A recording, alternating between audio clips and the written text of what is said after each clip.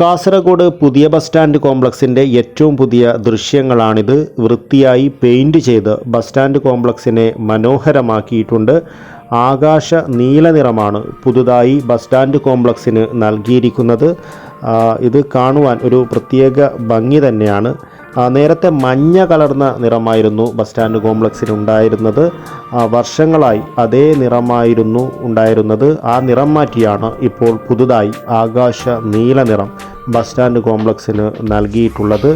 നിറം മങ്ങി പായലും പൂപ്പലുമൊക്കെ പിടിച്ച് കാണുവാൻ അത്ര രസമില്ലാത്ത ഒരു അവസ്ഥയിലായിരുന്നു ബസ് സ്റ്റാൻഡ് കോംപ്ലക്സ് ഉണ്ടായിരുന്നത്.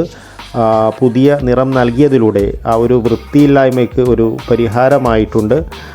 എന്തായാലും ഈ നിറം തന്നെ തിരഞ്ഞെടുത്തതിന് നമുക്ക് എന്തായാലും ഈ നഗരസഭയ്ക്ക് ഒരു ബിഗ് സല്യൂട്ട് നൽകിയേ മതിയാകൂ. ദൂര കാഴ്ചയിൽ നിന്ന് നോക്കുമ്പോൾ ഈ നീല നിറം വളരെ ആകർഷകവും മനോഹരവുമായാണ് തോന്നുന്നത്.